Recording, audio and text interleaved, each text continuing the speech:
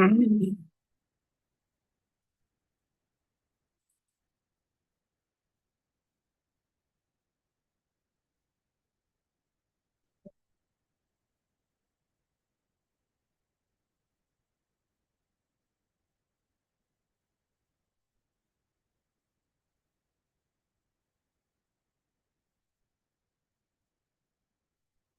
everyone, and greetings of the day. I trust my audio is clear and you can also see the screen well. If someone can confirm me, please do.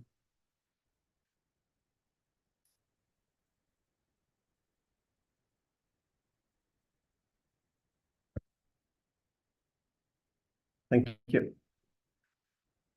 Oh, wonderful.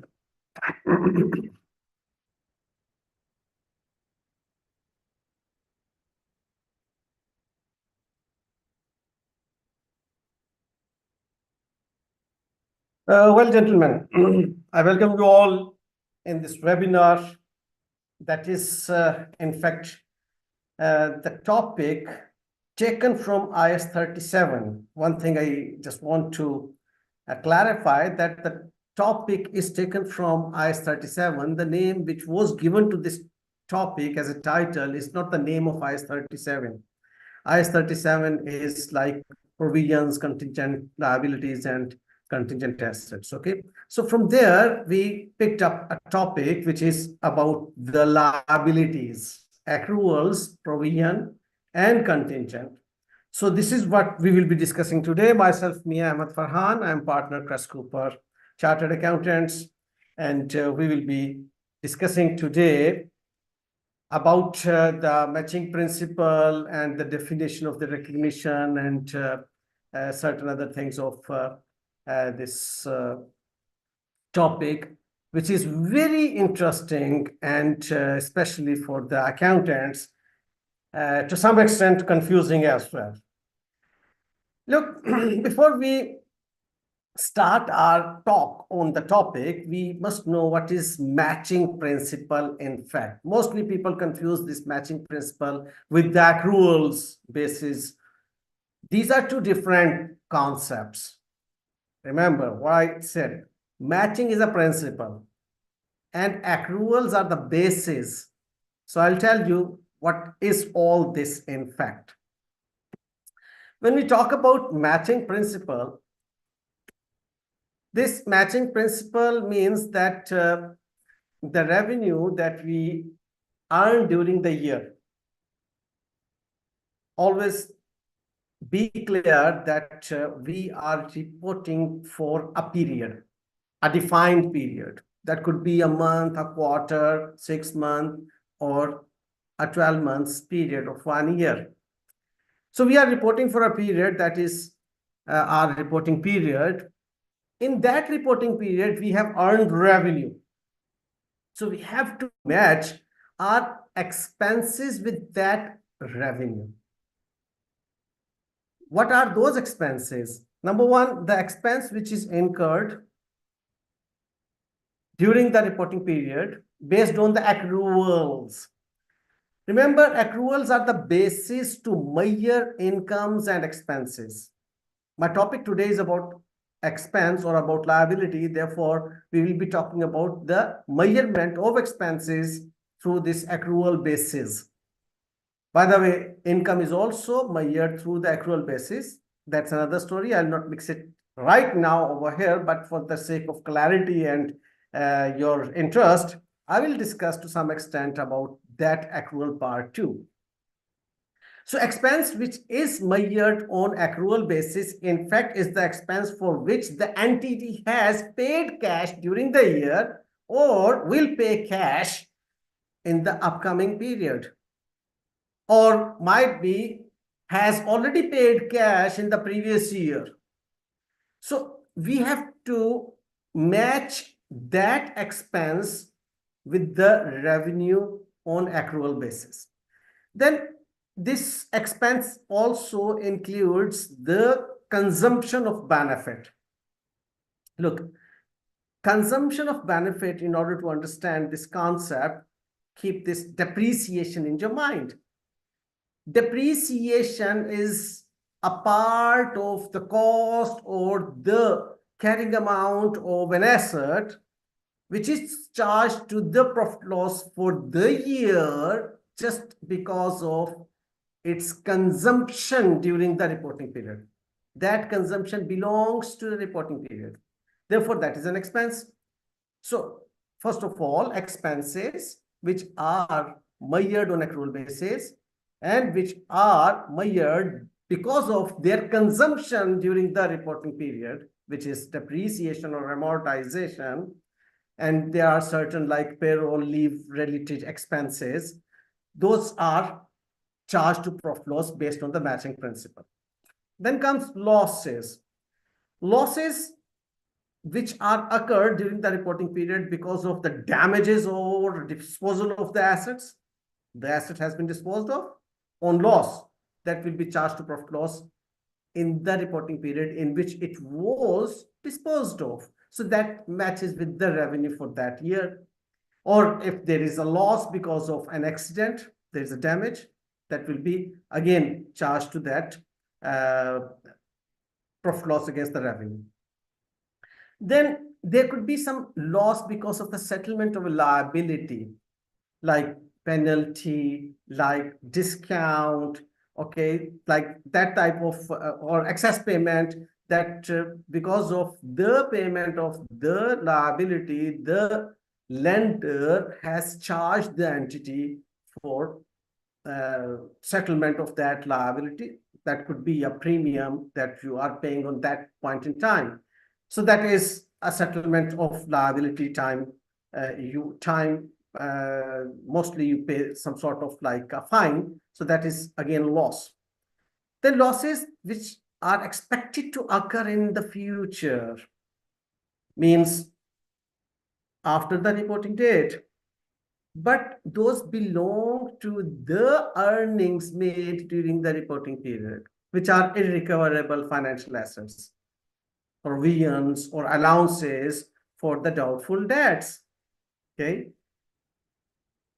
So impairment of the financial assets. Okay. So these are charged to the current year's profit or loss, and the uncertain financial liabilities. These are in fact the provision liabilities. So the concept is that during the year we have earned revenue, and any loss belonging to the revenue that we have earned during the reporting period should be charged against that revenue, be it irrecoverability or be it like because of some uncertain future liability that you would be paying. For example, warranty claim.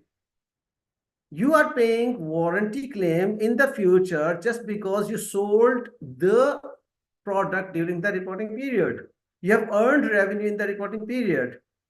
And against that revenue, you are obliged to entertain your customers in the future. Obviously, for certain time period, you will be saying 1 year warranty or 2 year warranty or like that. So if during that period, the claim rises, you will be paying that claim because you had entered into a promise with that customer. So you will make a provision, a sort of reliable estimation for working out its measurement. So this is matching in fact, okay?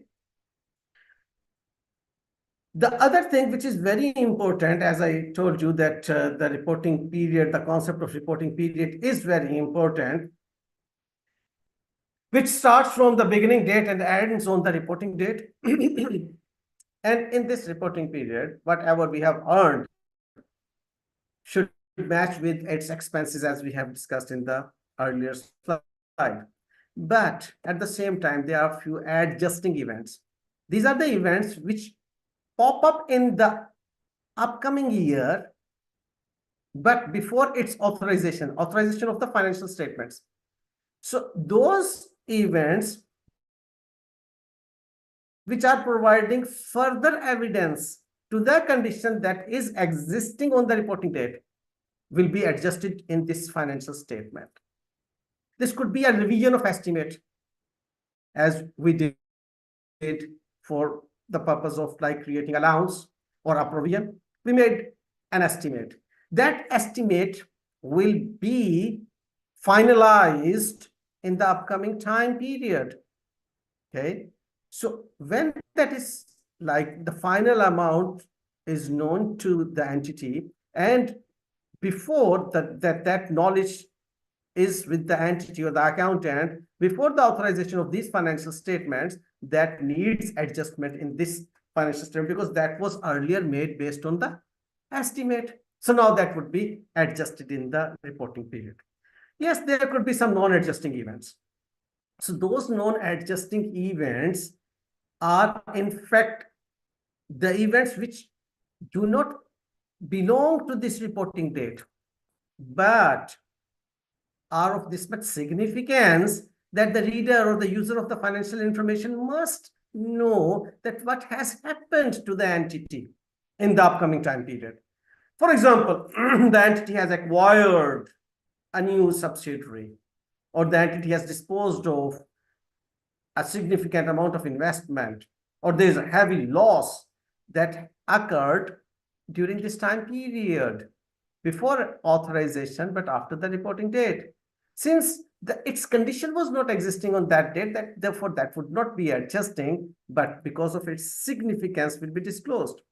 So in fact, the concept that I wanted to discuss with you was the matching principle and the adjusting events together. These are adjusted against the revenue earned during the reporting period. So after having the concept of this, now there are certain terminologies that we must understand before having in-depth concept of the provision and the accruals and the contingent liabilities.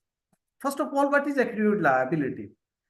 Accrued liability is a liability, in fact, okay, which is based on a past event. Some event has arose in the past, because of which the entity is having a present obligation. Remember, what does this present mean? Present means the reporting date. This is present. Okay. This point is present. So we have present obligation means on this reporting date, we have an obligation.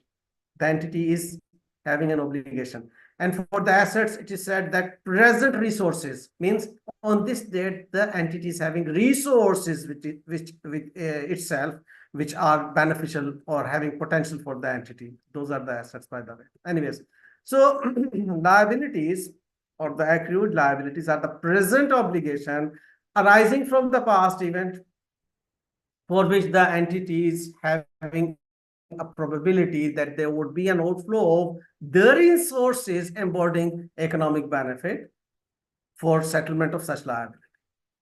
Well, this obligation could be a legal obligation or constructive obligation. I'll discuss this point little later.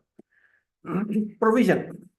Look, provision is a liability, means it is a present obligation, okay, for which we are expecting, or there's a probability that there would be an outflow of resources embodying economic benefit to settle that liability. But it is for uncertain timing or amount. We don't know that when or how much it would be happening. So we will talk to in this regarding this provision, we will talk in detail a little later. So what is the contingent liability? I'll just give you a definition of it, then I will talk on it little later in quite a detail. What is in fact the concept and what is the relationship between these accrued liabilities provisions and the contingent liability, which is our in fact today's topic. So contingent liability is in fact the possible obligation, or it could also be the present obligation. Look, as to the obligation, it is legal or constructive. As to the possible means on reporting date, we don't have any obligation. But if it is present obligation, yes, we do have an obligation on the reporting date. So the possible obligation that arises from the past event, the existence of which will be confirmed only by the occurrence or non-occurrence of one or more uncertain future events, which are not wholly within the control of the entity. like a court case. There was a court case based on which the entity doesn't know that how much penalty would be imposed to the entity. But yes, there is a possibility that the entity will be penalized. So it's a contingent liability, a possible obligation. But there could be a present obligation that arises from, again, from the past event. Okay. Look, past event, past event, past event. Okay. So in fact, what is financial accounting? Financial accounting is about the past events. We recognize the assets, liabilities, incomes, expenses, and the equity in the financial statements based on the past events, conditions, or the transactions. Okay. So this is financial accounting. So again, from the past event, there is an obligation on the reporting date, which is not recognized. Look, we are talking about the contingent liability, which is not recognized. Why? Because it is not probable that an outflow of resources embodying economic benefit would be required to handle the liability. It is not required. Or the amount that we have to give to the liability cannot be measured with sufficient reliability. So if this is the reason, we will talk on it with certain details. If this is the reason, it becomes our contingent liability. I'll give you a concept on it, but there are certain points that I'll discuss with you, which I put under this terminology section. Obligating event. Obligating means which is putting you in obligation to pay the resources which are embodying economic benefits for the entity to settle that obligation. This could be legal or constructive obligation. Legal obligation means that is arising either because of the contract that the entity has entered with anyone. It's an obligation which is legally enforceable, okay? Or a legislation. There is an ordinance or act based on which your entity is having an obligation to pay, okay? Or there's a court case which has decided that your entity is under obligation, which is known as operation of law. So if these are the three reasons, the obligation is known as legal obligation. Then comes constructive obligation. So when we say constructive obligation means, in fact, that was constructed on own self by the entity through its past practices or published policies, or because of the current statement that is sufficient for a specific reason, which is creating a valid expectation on the part of the other party to which we are obliged to pay. So this is not because of the contract or because of the legislation or because of the operation of law. Rather, this was constructed on self, on ourselves. Either we have a legacy of doing this for past 5, 10, 20 years, and because of this, a valid expectation has been arised, or there's a published policy, not a contract, there's a policy, or there's a current statement that we are going to do like this. So this is constructive obligation. There's an activity which will create a clarity about the obligating event to you. That is, supposedly a sample radio company does not give warranty to the customers who are purchasing product. However,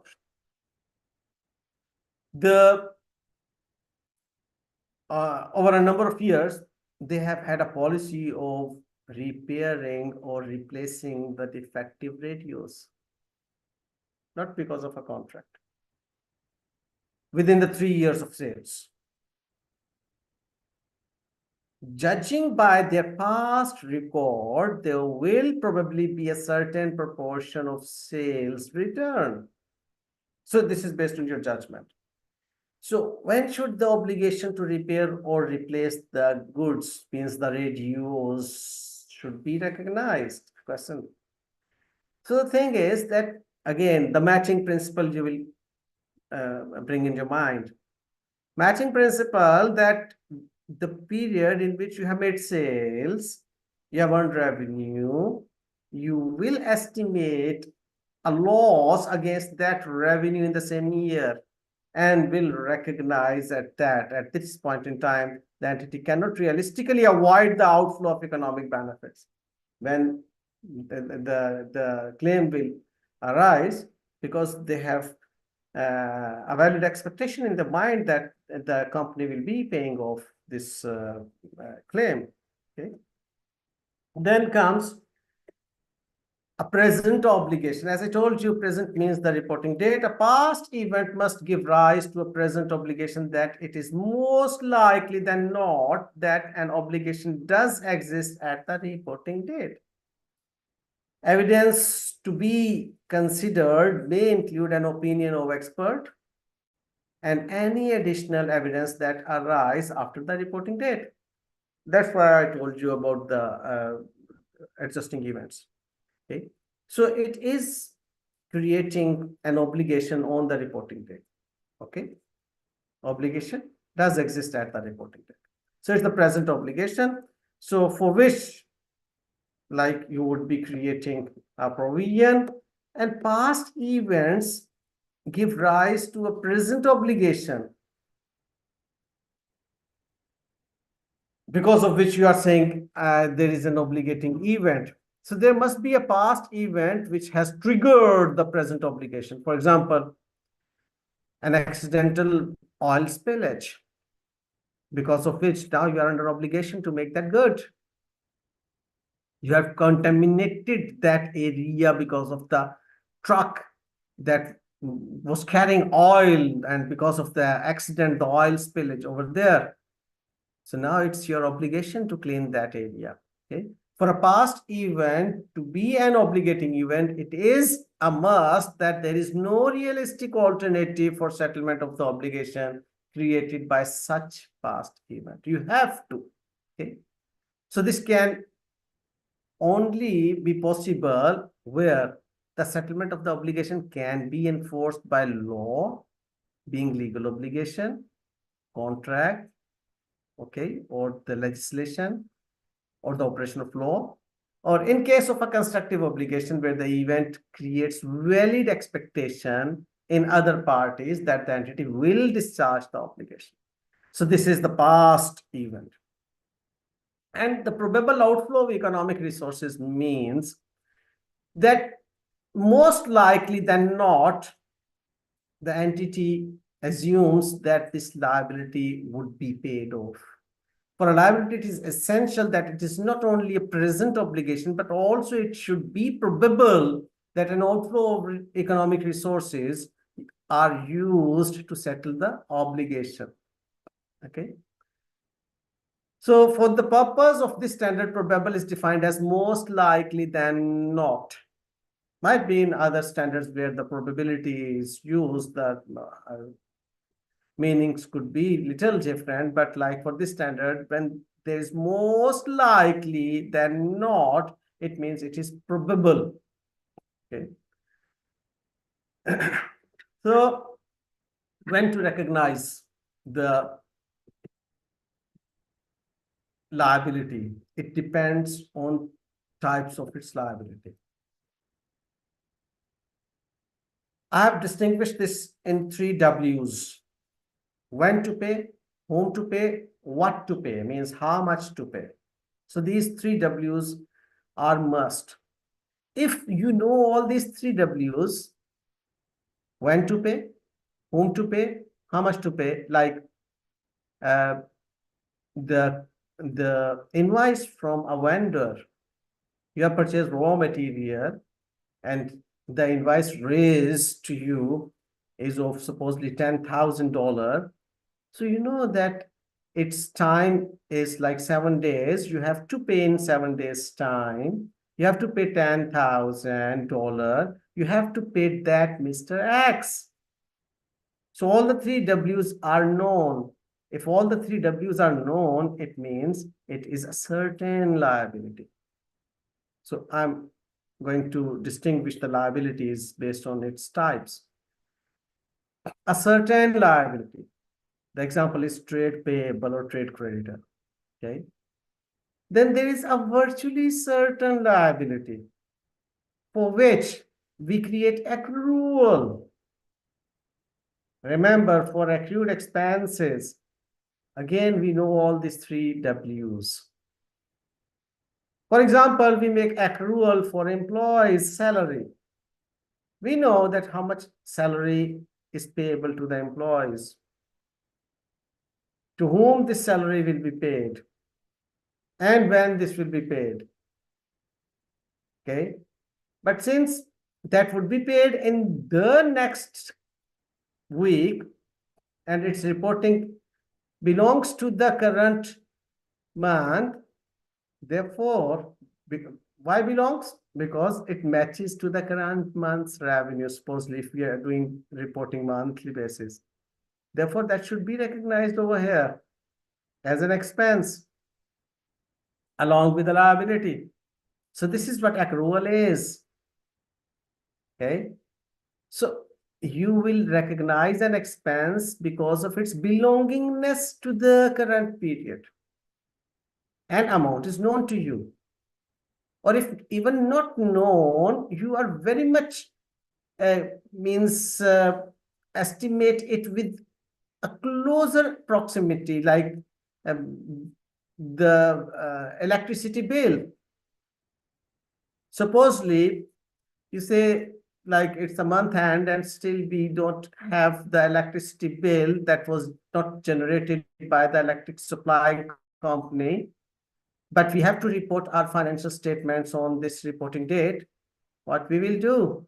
We will estimate based on the previous month's bill, which is very much closer to the actual one, or we will calculate based on the same month in the previous year, assuming there is no change in the tariff and the consumption is not much different. So we will work out an amount, but the liability that we will recognize will be known as virtually certain liability, which is accrued expenses. Then comes uncertain liability. We don't know how much would be the amount. We don't know who will be the person to whom we have to pay. We don't know when to pay. Uncertain timing or amount. The example is warranty claims. You have made sales during the reporting period to 1,000 number of customers. You don't know who will come up with the warranty claim. You don't know when that warranty claim will be charged to you. You don't know how much that would be. So on the reporting date, you will work it out based on a reliable estimation. And this is known as a provision for losses, which belong again to the current period based on the matching principle. Okay. So this is the chart, which I take pride that was like very beautifully created for the learners. And is useful too. Okay, see, first of all, I classified the liabilities into certain, virtually certain, uncertain. Okay, and there is a portion of one more uncertain, means the provision is created for uncertain liabilities. And if the provision is not created, then for those uncertain liabilities, there is a contingent liability. Okay, let's take a case of certain liability. Like there is an invoice raised by the vendor. So the entity is having a present obligation, be it legal or constructive, we have discussed. Then that invoice was raised. Why? Because the entity bought goods or raw material from that vendor. So that purchase of raw material is a past event. There is a probability that there would be an outflow of resources to settle that obligation. And its measurement is based on a substance, which is the invoice. So the accounting treatment is debit a head of account and credit a loan or trade payable. That head of account could be raw material inventory. And if you're buying a property, plant and equipment asset, that would be debited. If you're buying investment property, that would be debited. Okay. But credit would be the payable. That could be trade payable. That could be simple accounts payable. That if you have taken a loan based on a contract, that loan is debited to the cash or bank and the loan liability is credited. So it is a certain liability. Then virtually certain liability is accrual. Again, it's a present obligation arising from past event for which there's a probability of outflow of resources. And the measurement is again based on a substance, electricity bill or payroll. It's a substance, a solid, valid substance carrying evidence. And here the accounting entry would be expense debit. Here I did not write head of account. Expense debit. Because accrual is the basis of measuring expenses and incomes. So here we are talking about the expense and accrued liability will be credit. We cannot have any asset over here in the debit, only expense because it is about virtually certain accrued expenses. Then comes provision uncertain liability. We have a present obligation arising from the past event for which there is a probability of outflow of its sources embodying economic benefit, but we are not having any substance. The only thing is that we can measure it reliably. So what accounting we will be doing? Debit profit loss, okay, and credit provision for losses. And if it is supposedly a long-term provision like provision for dismantling or site restoration under IAS 16, then property, plant and equipment debit and provision for such loss credit. Okay.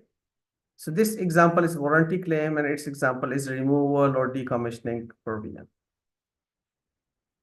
Then comes contingent liability. Now, bring that definition in your mind that I told you about the contingent liability. It could be present obligation, it could be possible obligation. If you're talking about the possible obligation arising from the past event,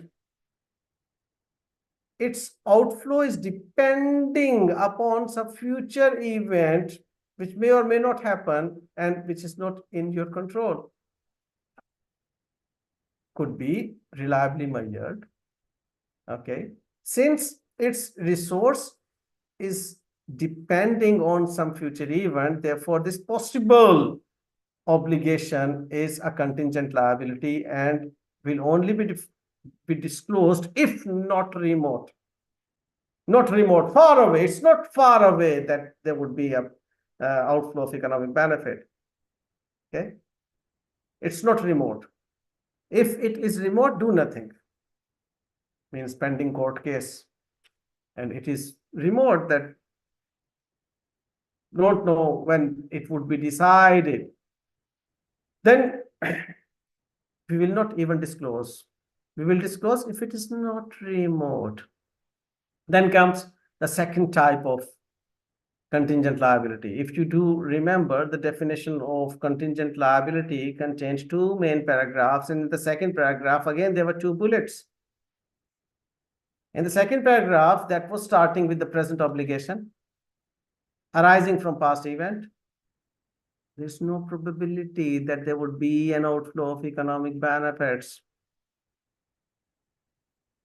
based on reliable estimation is there.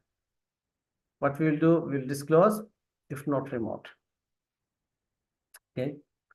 And if there is a present obligation arising from past event, there is a probability that there would be an outflow of economic benefits in the future, but we cannot reliably measure. Okay. If we cannot reliably measure, it becomes contingent liability. But if we can reliably measure, it becomes provision liability. You got the difference? So this was in fact our topic, the difference between the accrued liability, provision liability, and contingent liability. And obviously the certain, which is the creditor or the loan covenant, etc. So this chart is very beautifully designed or developed for the learners to know the difference between certain, uncertain, and virtually certain liabilities. Here I will talk about the asset side also. Because when we say asset means that there is no expense, okay? And asset means it's receivable. So I'll talk about it like, again, I'll divide the expenses or incomes in 4 categories: certain, virtually certain, uncertain, probable, and measurable, and uncertain, which are contingent, not probable or not measurable, possible or contingent. Okay. So if it is a certain liability, the accounting entry that we all know, that appropriate accounting had debit and the liability credit, and that certain asset is also recognized. Asset means trade receivables debit and sales income credit. Okay. Or if there's a loan covenant, again, it's a certain loan covenant, receivable debit and cash or bank credit, whatever the appropriate head of account. So this is pretty much clear that what do we do with that certain category of liability and asset. For virtually certain liability, we create expense. We recognize expense along with an accrual as a liability. But for virtually certain income, we recognize income along with accrued income. Again, this is receivable. It's a current asset. Okay. When it is uncertain, probable, and measurable, means for the liabilities, it is known as provision liability. Either the loss would be debited in the statement of profit loss, or the property, plant, and equipment in case of the provision for dismantling would be debited, or decommissioning, whatever you call it. So that would be debited in property, plant, and equipment, or in the loss, and credit will be given to the provision liability, be it short term in case of loss, or long term in case of the dismantling of the property, plant, and equipment item. But remember, if there is an asset which is uncertain, probable, and measurable, even if we can measure, we will not recognize its debit and credit. We'll simply disclose it, a probable asset. Okay. Like, for example, there is an insurance company which is saying that, okay, if such loss happens, they will compensate, but they're not telling the amount or exactly the percentage that how much would be compensated. So it's a probable, uncertain event that may or may not happen. So you will not recognize a sort of provision asset, okay? As you recognize here provision liability, you cannot recognize provision asset. So no accounting entry, only disclosure is required, okay? But if there is a contingent liability, we do not do debit and credit, we simply disclose if not remote. Whereas if there's a contingent asset, we do nothing. This is pure IAS 37 that I'm talking about, because IAS 37 also covers the contingent assets. Okay. Okay, again, it was a beautiful slide for the learners and a quick refresher for the preparers of the financial statements. Then there is a judgment criteria, which is not in fact a part of IAS 37, but mostly we the accountants follow this criteria in terms of like identifying it is remote or possible or probable or virtually certain or certain. This is like if certain, obviously it is 100% certain, like creditors and debtors are 100% certain, we recognize the liability as well as the asset. If it is virtually certain, we recognize accruals for liabilities and we recognize accruals for assets.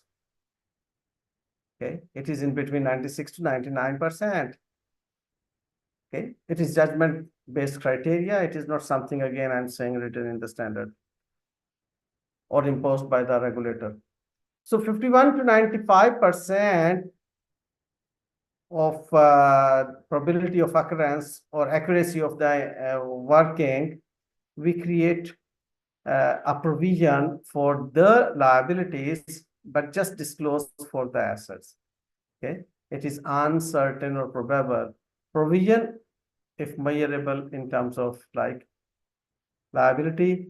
If it is not measurable, then it will be contingent liability, remember. Whereas for the asset, measurable, not measurable is not a question. It is to be disclosed. If it is in between 6 to 50%, it is uncertain, possible, the court case. It's a contingent liability will be disclosed, whereas if it is contingent asset, will not be disclosed. Contingent asset is reciprocal to the possible obligation. Means there's a court case and you are having a possible obligation that the court will impose fine on you. To whom you will pay?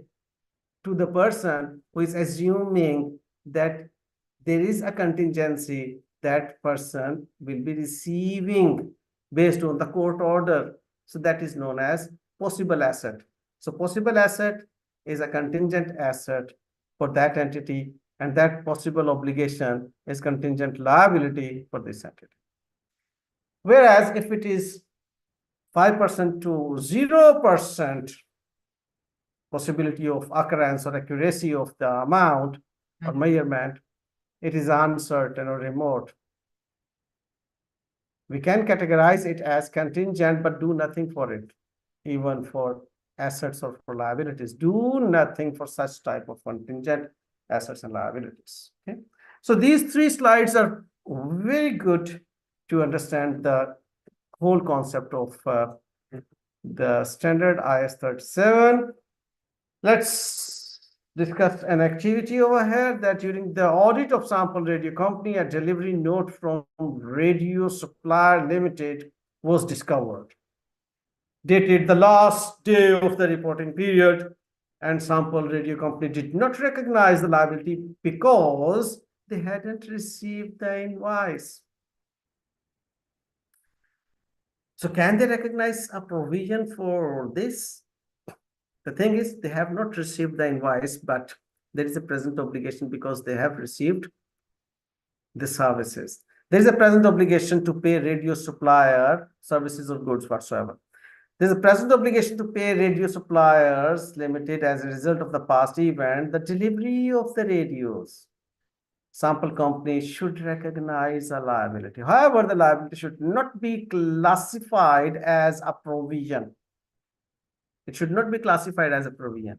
Because what is provision? Provision is an expected loss that belongs to the revenue earned during the period. So it is not an expected loss. It is something, the goods you have received, okay, and there is an obligation that you have to pay. So since both the timing and the amount are certain, you know that to whom you have to pay and how much you have to pay and when you have to pay. All these three W's are clear, are certain, even though sample company has not received the invoice. Usually the suppliers have clear settlement policy. For example, they might expect payment within 30 days. It should therefore be classified as accruals. You have to pay for that. Okay, if that is like an expense that you have to recognize, you have to then pay. If that is not an expense, then it is not accrual. Then against the asset, you will be recognizing a certain liability. Okay. Remember again, accrual is a terminology that we use for expense and income. Okay. So for the provision that we have already discussed, all these things, that provision, there is a confusion again. We use provision terminology for liability as well as for contra assets. Okay. So provision, which is a liability, is provision for warranty, provision for compensation, provision for removing for contamination. All these are expected losses which become obligation of the entity. But we commonly use a terminology provision for depreciation, provision for depreciation, and provision for doubtful debts. In fact, we should not use this terminology for depreciation and the doubtful debts. In the recent IFRS 9, they are not using the terminology provision for the doubtful debts. They are using terminology allowances for irrecoverables or estimated credit losses. So for doubtful debts, we should use the terminology allowances, and for the depreciation, we should use the terminology accumulated, not the provision, remember. So even if we use the terminology provision, it doesn't mean that it's a liability. It will remain be your contra asset. Okay. So this IAS 37 is about the provision liability, not about the provision for doubtful debts or provision for depreciation. So when to recognize, we have now understood all this thing through that table, that the entity has a present obligation arising from the past event for which there is a probability that there would be an outflow of economic benefit resulting requiring for the settlement of such obligation, and a reliable estimation is required. If it is a provision, a reliable estimation is required. So reliable estimation of obligation is based on expected value, that is known as best estimate. We make that expected value calculation based on the probability weightage. Okay. For example, there is a very small example over here. Supposedly there is a warranty claim which could be like of 1 million if there is a major defect, or 50,000, 500,000 if there is a minor defect. And if there is no defect, then it is 0, obviously. So we put a probability over here that there is a 10% probability that there would be a major defect. There is 30% probability that there is a minor defect, and there's 60% probability that there would be no defect. And you know very well that the sum of this probability should be equal to 100% or 1 if we are into decimals. So putting these probabilities on the amounts, we get 100,000, 150, and 0, together 250. So this 250 should be the amount of the provision liability. Okay. Present value of future cash flows, yes, if the provision is long term, like dismantling provision. Provision for site restoration means we have installed an asset today which will be dismantled after 20 years. So it means after 20 years, cash flow would be required. So what we'll do, we'll make an estimate for that cash outflow after 20 years, and we'll discount it down today. And that discounted amount means the discounted cash flow will be the present value of the future cash flows. And we will recognize a provision with that amount, and the same amount will be debited to the asset. So the asset debit and provision for dismantling or decommissioning, etc. credit, okay, which will be subject to unwinding over the years. So it will keep on unwinding so that by the end of 20 years, the total amount would exactly be equal to the cash flow that is required on that date. Okay. So on this slide, there is IFRIC 1, which talks about the change, the possible change in the amount of provision. In fact, when we work out this provision, it is a long term, and there could be certain circumstances which will either be changing the discount rate or would be changing the future cash flows. So if that change occurs, what do we do? So we'll see, since it belongs to IAS 16, and for IAS 16, there are two models, cost model and the revaluation model. If that specific asset for which this provision was created, provision for dismantling, okay, if that specific asset is being measured subsequently at cost model, then such change will be debited to the property, plant, and equipment, okay, and the provision. Okay, if we because of such change, the provision is to be increased, its debit will be taken to or recognized in the property, plant and equipment and credit the provision. Okay.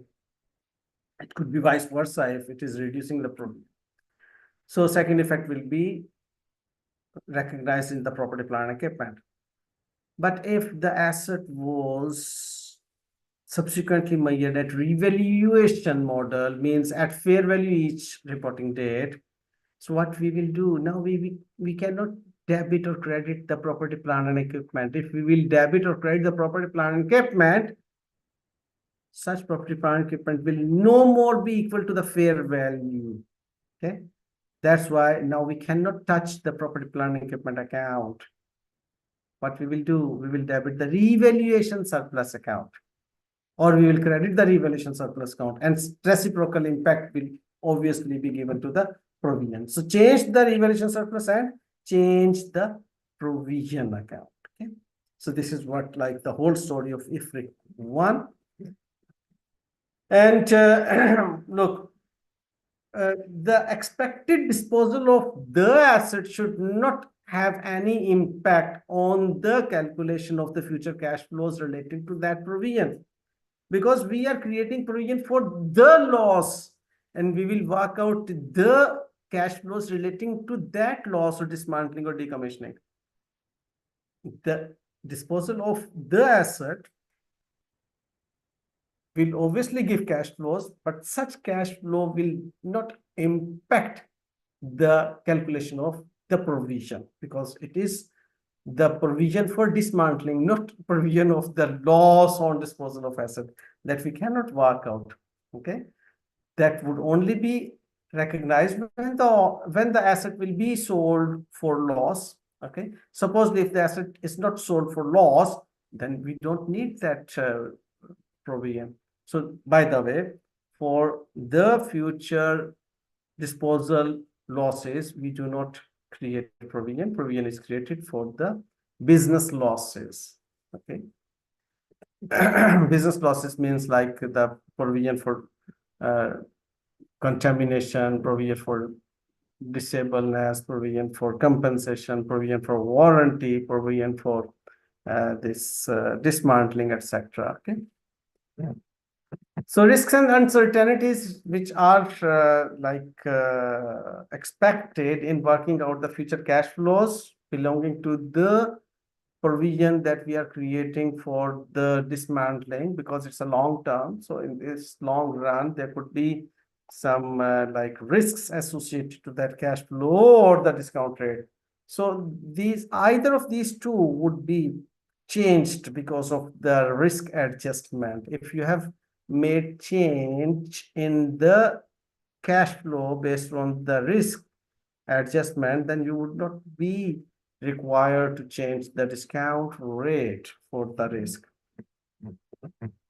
And suppose if there is a reimbursement, and such reimbursement is like promised by the insurance company or the third party, and it is virtually certain, then you will recognize its asset along with the gain. Supposedly the loss for the provision was 100, okay, and the insurance claim is giving you a virtually certain amount that 90% of it will be compensated. So obviously we will be then recognizing a receivable and a gain, okay, because it is virtually certain. So this gain or loss will be net off in the statement of profit loss, whereas receivable and the provision will be recognized at their gross amount. Okay. Yes, if it is not virtually certain, if the insurance company, as I have already discussed with you, if the insurance company does not give you a virtually certain statement that it will be compensated to this extent, then it will be probable, and probable will not be recognized. Probable assets are just disclosed. If there is a change in provision, it will be accounted for on prospective basis. In the year in which the change happens, such change will be recognized in the profit loss of that year. Okay. And the provision which is created for a purpose will be used for that purpose only. Means provision for dismantling cannot be used for provision for compensation to the workers or provision for the warranty. Okay, so the provision created for the purpose will be used for that purpose only, and any excess provision will be reversed, or any short amount for that provision will be charged to profit loss, whatever the change. Okay, so this is what I have discussed. I'll just skip this activity to manage the time. Provision for future losses, as I've told you, these are not recognized. Like, you cannot say that in this year I'm assuming that our profits are 50% of the revenue, and in the upcoming year, because of certain economic pressures, we would be having losses. So such losses should be met with these profits in this year. This is wrong treatment. Okay, we cannot create provision for the losses which have not happened. We means the business losses, the trading profit or loss thing that I'm saying. This provision is not allowed. Okay, so this is what I have discussed with you. Onerous contract is the contract which is having benefits which are lesser than the losses. The expected loss is greater. You have entered a contract in which you see the benefit is low, but the cost is high to meet that contractual obligation. It is known as onerous contract. There should be a provision for that onerous contract that we should recognize in our year, in the same year in which the entity realizes that the contract is onerous. And in the same way, we create provision for restructuring. Okay, provision for restructuring if there is a formal detailed plan and that has been announced to the public, so that a valid expectation has raised among the public that the entity will be restructured, then any expense belonging to such restructuring should be recognized in that year. But if there's no formal detailed plan and there's no announcement, then there's no obligation that has arose. By the way, this is the current statement that I was saying, which creates the constructive obligation. Okay. Well, so that's all. And there are certain disclosures relating to the provision. Then contingent liabilities, we have discussed the possible and present obligation. We do not recognize the contingent liability. We just disclose if it is not remote. And if there is a liability which is jointly and severally liable, in which, like, for the liability that you are liable, it is your liability, but for which the other party is liable, but you are severally liable for that, that would be a contingent liability for your entity. So you will disclose those provisions, and that's it. So please do let me know if you have any question, any point to discuss. Okay.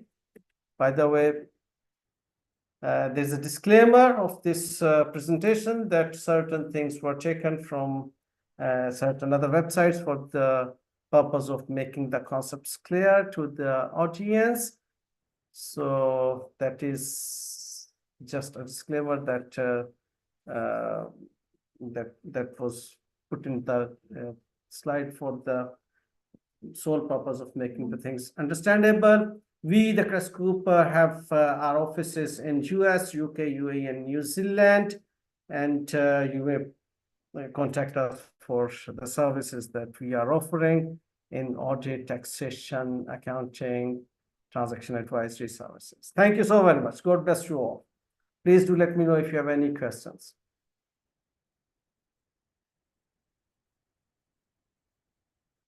All right. Bye-bye.